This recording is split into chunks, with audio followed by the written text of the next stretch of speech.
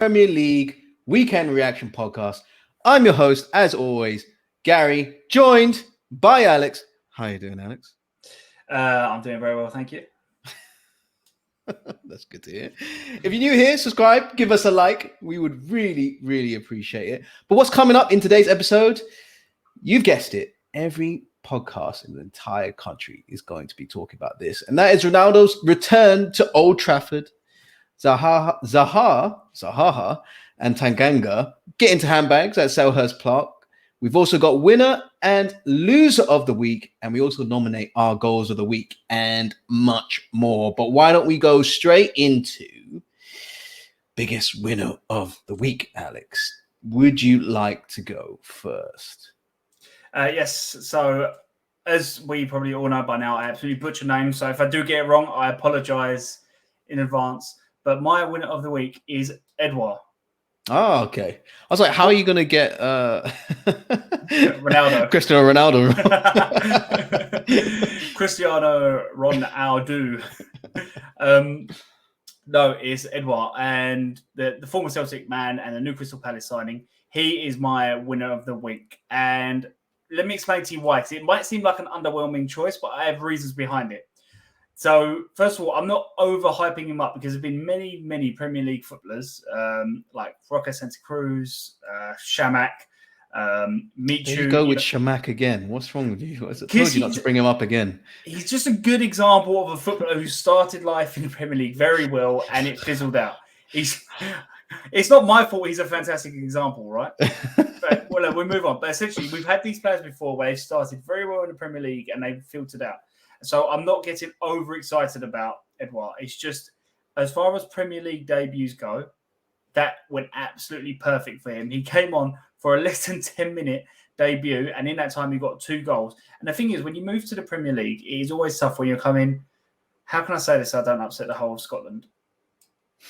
They're not quite to the same level as the Premier League. If the quality is good, but not just slightly below the Premier League. Scottish fans, don't hate us. So, he's coming from a league where, I don't want to say it again, but he's coming from a lesser league and he's coming into the Premier League. I just feel as far as debuts go, it was just absolutely perfect for him. So, and it's going to give him a lot of confidence going forward. So, for that reason, he's my winner of the week.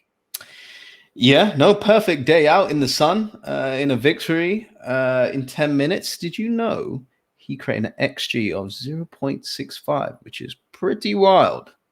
I did actually know that, yeah. But why don't you say it then? I don't know. Mane got a XG, I think, of 2. I've got this in my head. I don't know. I should have said it. Sorry. Right, that's a fair winner of the week. My winner of the week has got to be the United fans. United fans, Ronaldo, all of it put into one. It was a perfect day out for them at home at Old Trafford. The return of the prodigal son, scoring a brace in a win to get them to, top of the league. They're top of the league now. And I think the only thing potentially missing from that was, Sir Alex Ferguson coming onto the pitch and giving Ronaldo a hug and a kiss. I think that would have made everyone's day. I thought it was a bit funny that, the very first chance that he got, it was a ball coming out of the sky and he tried to volley it with his left foot and he totally missed it, shanked it wide, and just kind of just reminds us that, Ronaldo is a bit human. He's pretty amazing, but he's a bit human. But we saw everything that we wanted to see from Ronaldo. He was super energetic, taking people on. The patent Ronaldo stepovers were there to see. That's what I wanted to see. But crazy. Go on. I was just going to add that the thing is, and I say this all the time, you can't judge a striker by how good of a finisher he is. You should judge him by the amount of quality chances that he can create himself. Yes, you are right. He did shank that chance. But the fact is, it's just throughout the game, he was constantly getting himself in the right place at the right time to get those chances. And that, at the end of the day, that's what's going to get you the goals. Yeah, and I'm pretty sure he's going to shoot at every single opportunity that he gets. But, great to see him return. Not for the Newcastle fans, of course. I also find it funny also that he looks younger and fitter than people 10 years younger than him. So it was a great return for Cristiano Ronaldo and the United fans. Yeah, I bet there was a million and a half illegal streams for that game, and more to come in the end. But we go to loser of the weekend now. Do you want to go first, or do you want me to go first? I'll go first. My loser of the weekend, and I'm going to put it out there before I actually say it. My loser of the weekend is Antonio. Ooh, okay. Well, that's a bit. I wasn't expecting that. That's a bit harsh, no? It is okay. So it's Antonio and a little bit of the West Ham board, right? And I explained to you why that he's getting loser of the week and why the West Ham board are involved. So the reason why he's loser of the week is because it's the 93rd minute, right? West Ham have just played this game out against Southampton. It's one of those games where it's fizzling out. It's going to be a 0-0 draw. And in one of the last seconds of the game, Antonio does what I can only describe as a very tired tackle. And it's a deserved booking. It's a centre forwards challenge as well. It's definitely. A centre forwards challenge. And he gets sent off, and he's rightly sent off. And the problems that causes for West Ham, and this is where we start moving into it's not really his fault. Because West Ham are massively on a great run of form at the moment, right? They've got Manchester United coming up. Antonio has been an integral part of that form. So they're going to be without him against Manchester United. And the second part of why it's bad, but also why it's not Antonio's fault, is West Ham didn't go out and buy a backup out-and-out striker. So now they haven't got any recognised striker to play in Antonio's place. So that leaves them in quite a bit of a problem for Manchester United. So all of those together, that's why it's a bit Antonio, it's a bit the West Ham board, it's a bit of everything, but that general situation. But it's all down to Antonio having a crazy tired lunch.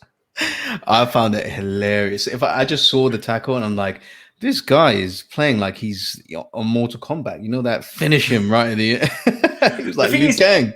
He completely missed as well. Like the player was never in danger, but so it's one of them for Antonio. Okay, fair enough. In whole package, West Ham with Antonio, I get that. I thought it was a bit too harsh.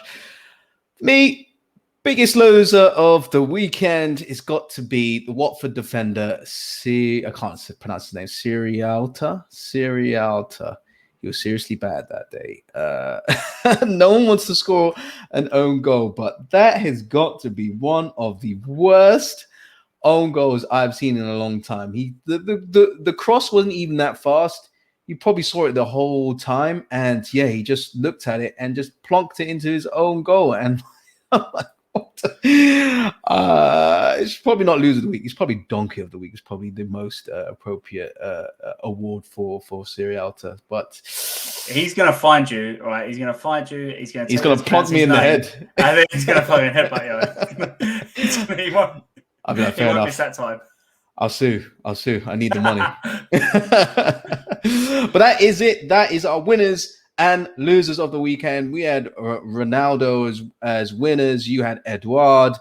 We had Antonio, and we had Sirialta.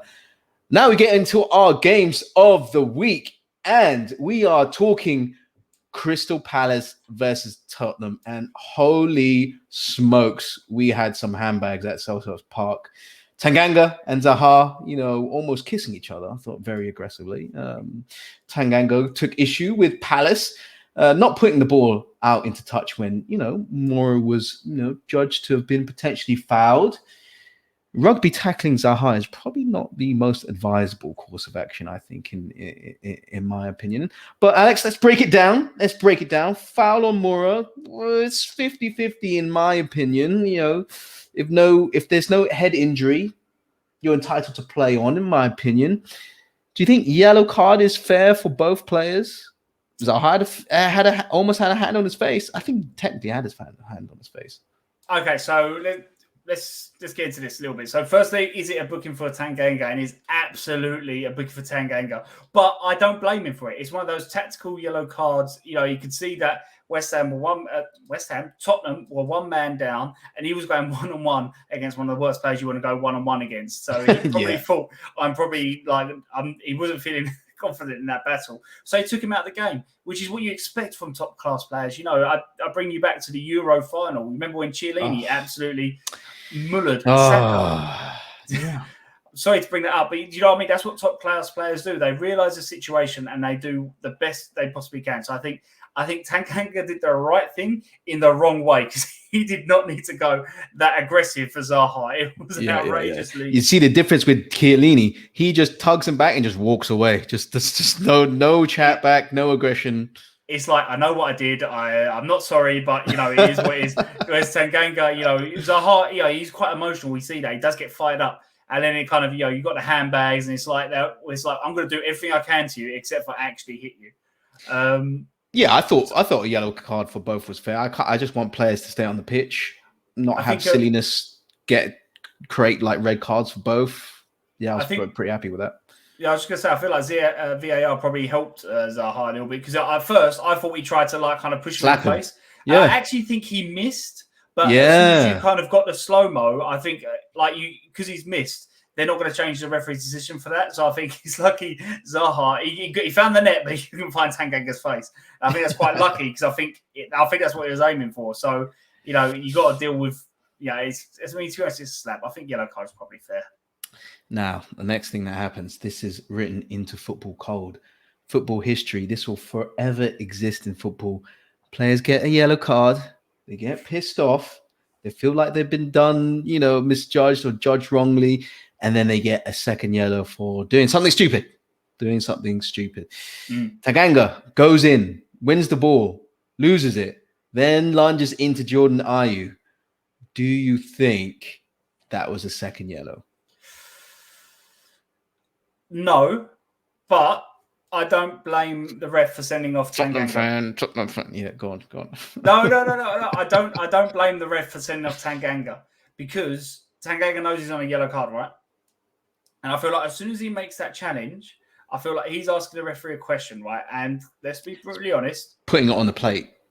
Exactly. And the level of officiating in the Premier League, let's say it's not one of the best in the world. Let's put it nicely, right? And you're asking the referee to make a decision there of, was that a bookable offence? And, I think when we looked at it on TV, it was like probably not, but, don't give the referee that problem. So I feel like I'm not going to blame the ref for that. I blame Tanganga more. He shouldn't have given the referee the opportunity to send him off.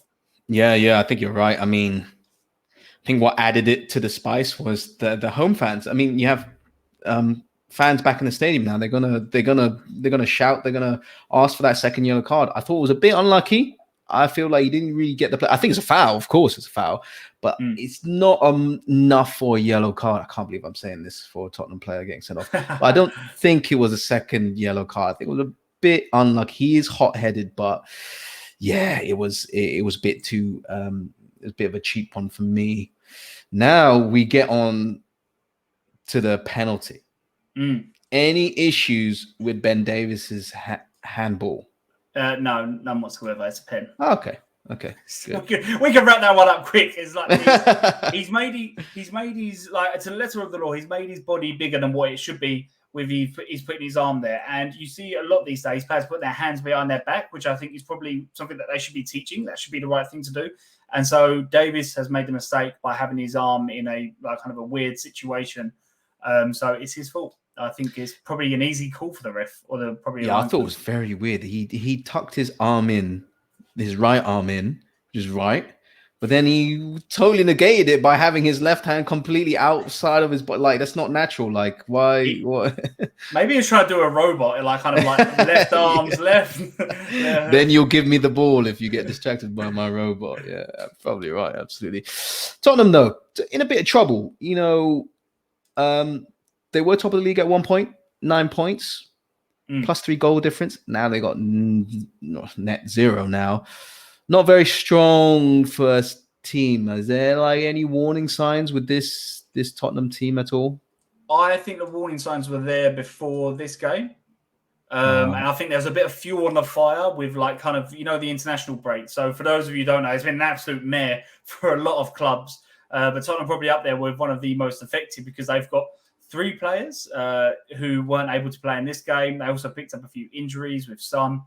Skip also, I think he picked up a little niggle, but he was able to get fit in time. Bergwijn, another one, he also got injured. So as far as international breaks go, this was one of the worst international breaks for Tottenham.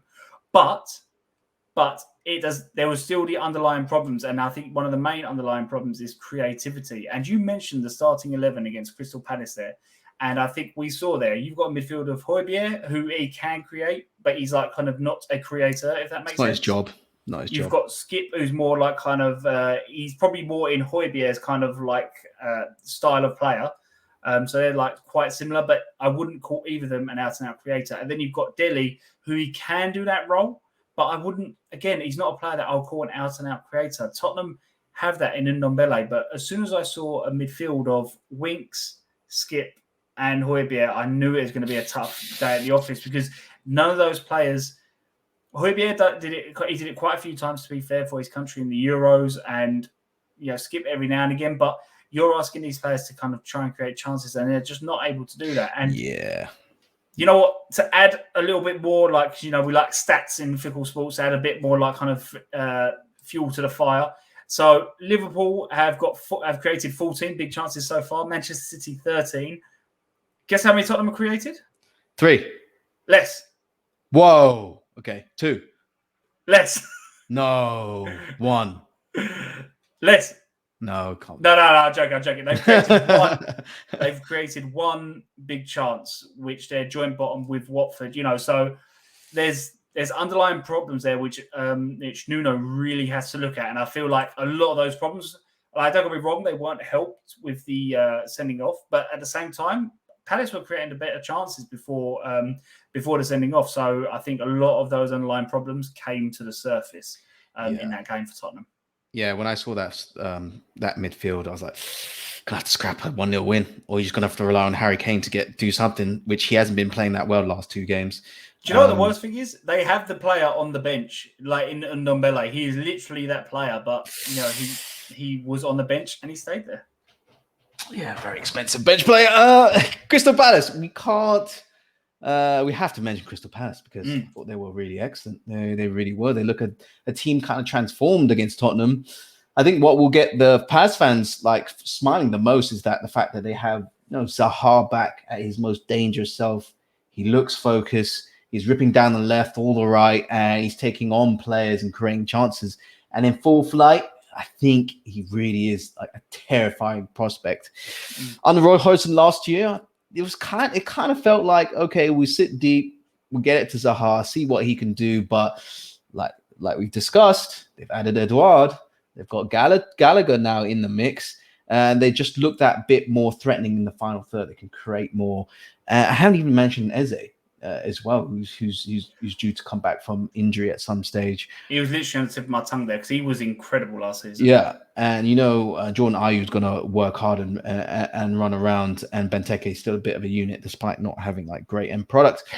Are we getting carried away with Patrick Vieira and Crystal Palace? Is this unlocking them? Like, this is their first win, but it's kind of a milestone win for them. I think so. And I'll tell you why. So if we go through their games, it was the 3-0 loss to Chelsea. It was a draw to West Ham. It was a draw to Brentford. And then it's a Tottenham game. Yeah. So losing to Chelsea, let's be honest, it's not exactly, I don't think that's a big deal. Yeah, Chelsea that's not bad. Yeah, they look really strong. A draw against West Ham, West Ham have come on leaps and bounds the last season and a half. That's a good result. That is a very good result. I agree. That's a good result. And I feel like Brentford look like they're going to be a tough team to beat. So there's no like kind of bad results there, but there's also no like kind of, I wouldn't say any good results there. Well, except for maybe the West Ham Palace game, but it's been an average start for Crystal Palace. And then we come to the Tottenham game. Hear me out. Right. And I feel like in that first half, Palace were definitely the more threatening, but it's only through set pieces. I feel like both teams kind of they just actually on field chances, they just kind of both fizzled out. There wasn't a lot of space in there. It was a very packed midfield, and I feel like no team really created anything except for Palace with their set pieces. And then when the sending off happened and Palace were able to have that extra man, I feel like that's when they really come to life. So it's difficult to use the Tottenham game, I think, as a benchmark because I feel like it only happened after the sending off. So we need to see them like kind of 11 versus 11, but to be fair, that sounds a bit disrespectful to Palace, right? Does it come across that way? I mean, it's for me, when I saw that game, if I bring it back to the games before, it's kind of like building blocks for them, slowly preparing, getting the right, attitude, and implementation of tactics. Got good players who can create as well. And they did that against West Ham and against Tottenham.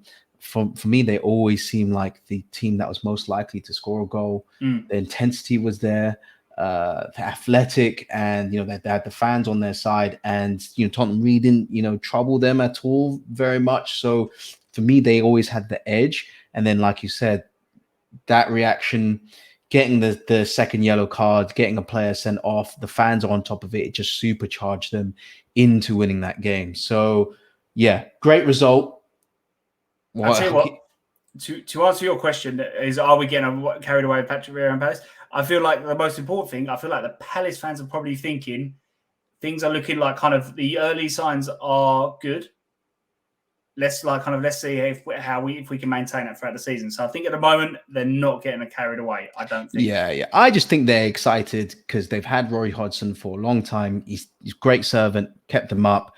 They're just excited to see something new, something a bit more expansive, let's just say.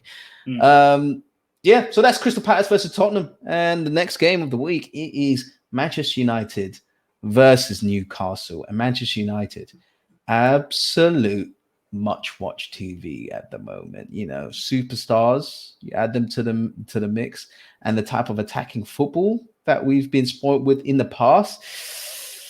This could be...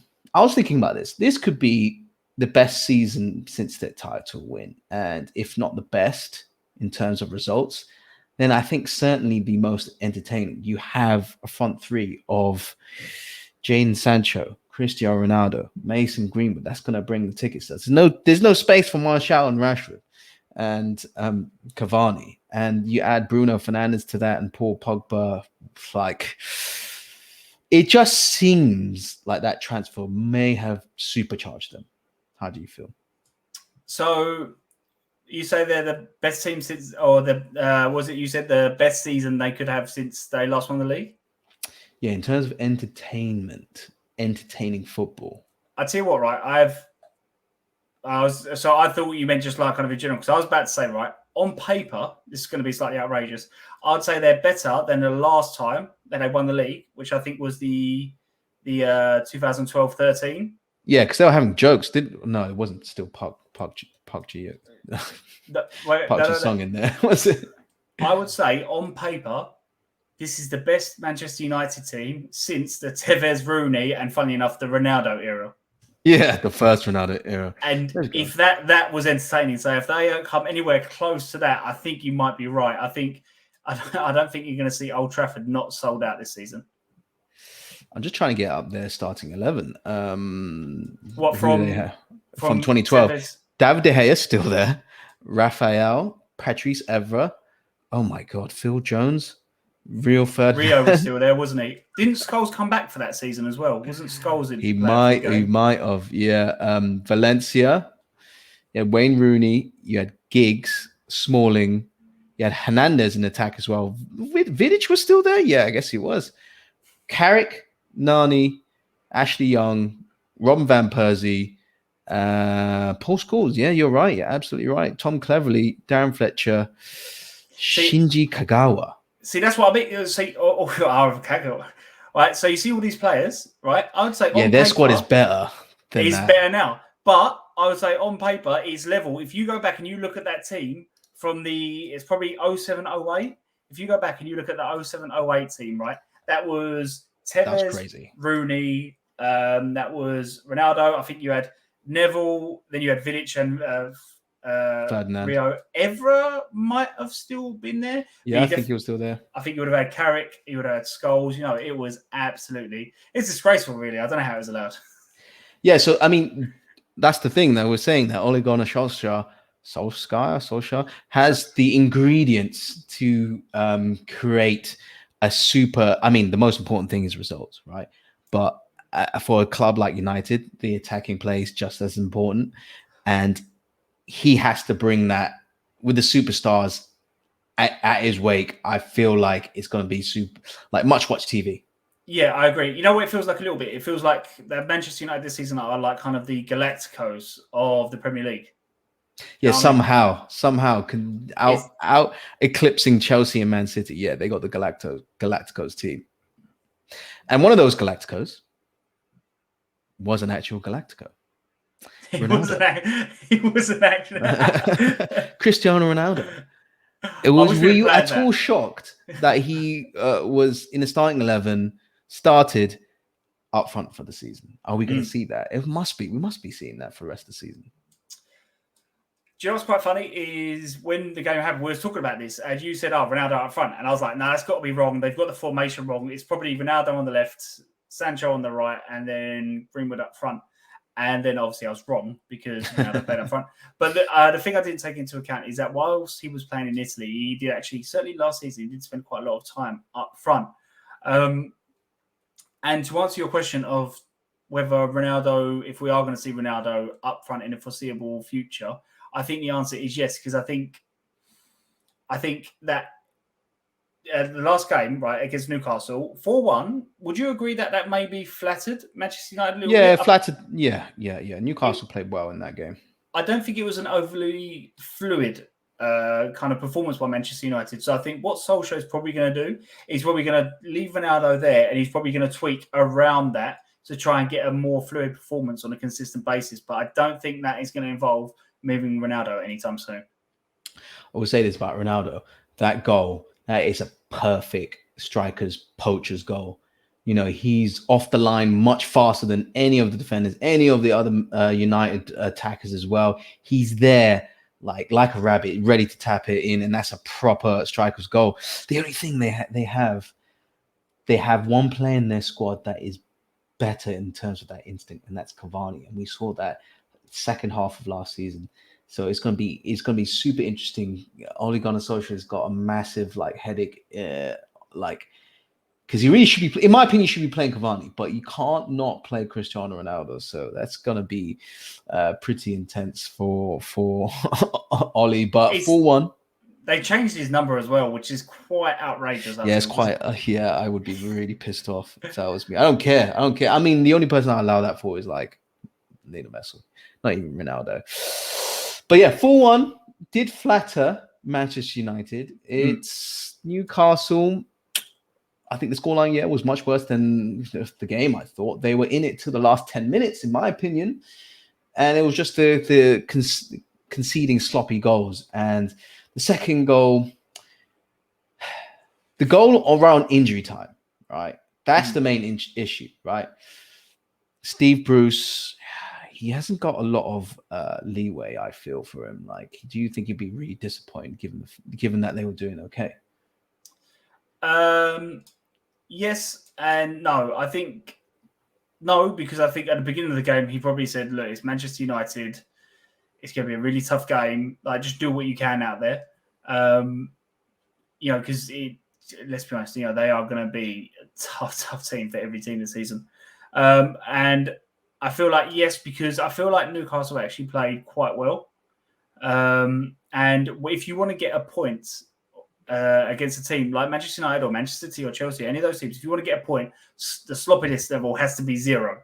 You can't allow any sloppiness. And unfortunately, kind of the goalkeeper, you could say twice, he could have done better. And in those situations, you're going to get punished for it. And that is exactly what happened. So I do think he will be annoyed, but I also think there's positives he can take from the game. Yeah, Newcastle's got a bit of a goalkeeper crisis, don't they? They got Dubravka, who's out with an injury. Their backup is out as well. And you got Woodman, and he was just about to go on loan to Bournemouth. And he's young. I think he's 24. He's spent his entire time at Newcastle. And suddenly he has to play. And I feel like he's kind of out of his depth. But it's a bit unfortunate. Darlow, he has returned to training, so he might be making a return from having COVID, unfortunately. So hopefully he can be back soon. Yeah. But the scoreline looks bad. I thought they kept the Ronaldo circus down quite quiet. They didn't allow Man United too many chances throughout the game. The one I have issue with is Bruno Fernandes's goal, right? It's a cracking goal. Absolutely amazing. But where is the closing down? It's just, It's not even the closing down. It is the positioning of the midfielders gave him so much space for him to walk into and crack that. And it's like it's goals like that that really deflate you as a team and like Newcastle. But Newcastle squad, right? You know, I just want to say, because you said about the closing down. You know what? I actually think it was more like kind of disorganization than anything. So I think when it happens, you see, I think it's Ronaldo. He makes a run off of the ball, right? So he drags one of the Newcastle midfielders with him, and then There's I a think massive gap. you've got 2 and 3 Newcastle players who are all thinking, right, we got to commit to him. And in that split second, I think all of them have assumed that someone else is going to do that run.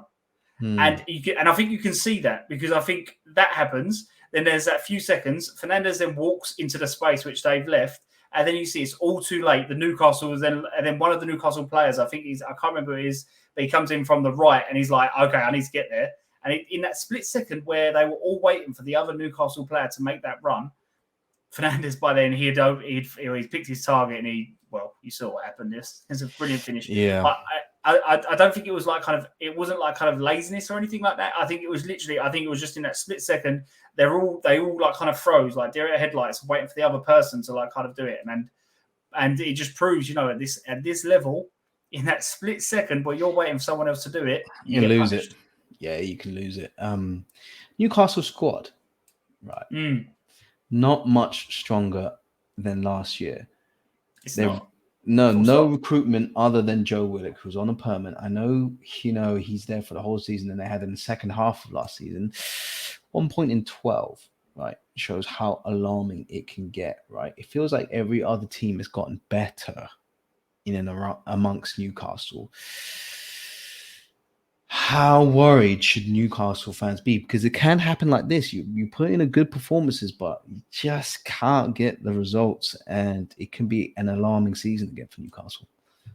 I think very worried. But I think Newcastle fans have already come out and voiced how worried they are. Newcastle a few weeks ago, they come out and they did a statement about their transfer policy. And let me give, if you're not sure about this, even if you're not sure, but if you're watching this and you're like, there's a trend that they've come out and said something.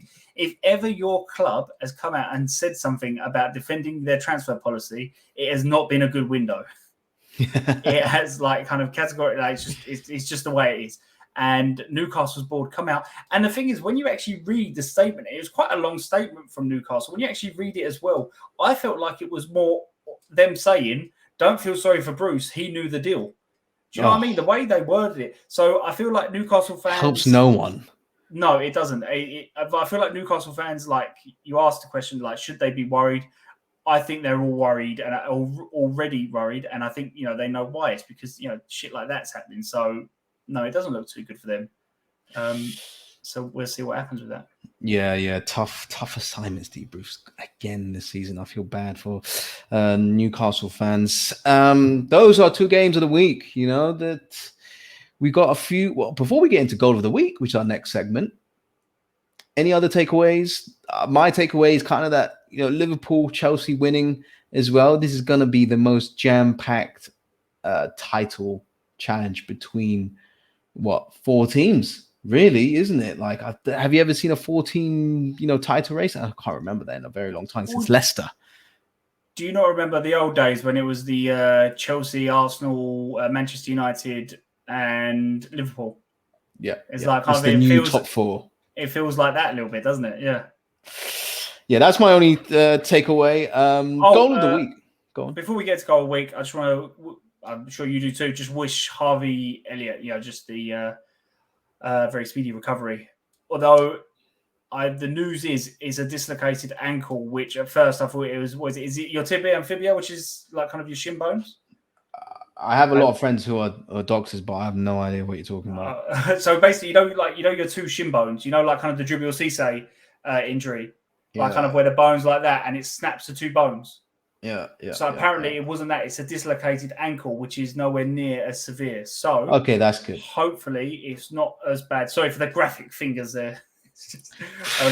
I was kind of worried because they kind of reminded me of something like Aaron Ramsey, because he had a very good season, and then suddenly gets a young player, suddenly gets injured, and then it takes 2 years to recover. So hopefully it doesn't take 2 years. you know? I've seen some people say that it shouldn't have been a sending off, and that you just because you injure a player, you shouldn't be sent off. And whilst I agree that if the injury is like kind of horrendously bad, that doesn't mean you should get sent off if it's not a foul. But I do think it was a sending off because he's not in control there. He has to go through the player. That's his whole body has to go through the player there to get any amount of the ball. He's putting that player in danger by making that tackle. And for that reason is a sending off and shouldn't really be argued about. You know, you just can't do that in these game age. I was surprised to see people say it wasn't a sending off. No, yeah. My opinions on it. I want players to be protected. Absolutely. Well, we usually argue about that sort of stuff, don't we? But I just feel like in that situation, he's put a player in danger, and you could see what the outcome of that danger is. Yeah. So, yeah. No need. Goal of the week. We have some contenders. Actually, there wasn't a lot of contenders. There were just two in my mind. But do you want to go first? I'll go first. It wasn't, you know what? Because I feel like we've been a little bit blessed over the last few weeks with like the amount of quality goals, and I feel like there's been quite a few to pick from. But I feel like there wasn't as many. A lot of tap-ins. A lot of tap-ins. You have Arsenal who like fumbled it across the line. Like some good goals from Crystal Palace. 0-0 for West Ham, like wasn't a lot. There was a lot of like kind of good goals, but no great goals. Except for, for me, there was one outstanding winner, and that was Bruno Fernandes's goal. Yeah. You know, regardless of what Newcastle did and didn't do, you still have to have an incredible amount of technique to put it in the corner like that from there. So Bruno Fernandes for me is my goal of the week. Hands down. I think we should do a tracker who keeps winning goal of the week, right? So Bruno Fernandes is probably going to get this one. I'll give another shout out to Romelu Lukaku. His goal, he absolutely cracked it into the goal. Like that was a scary goal. I mean, like Lukaku just in general is a very scary prospect right now. He shows no sign of letting up. Like he's just an absolute unit. And his finishing, I feel like, he's gotten a touch better. His finishing was very good, like we said, at Man United, but it's just gone to another level at Chelsea. So he's my runner-up of goal of the week.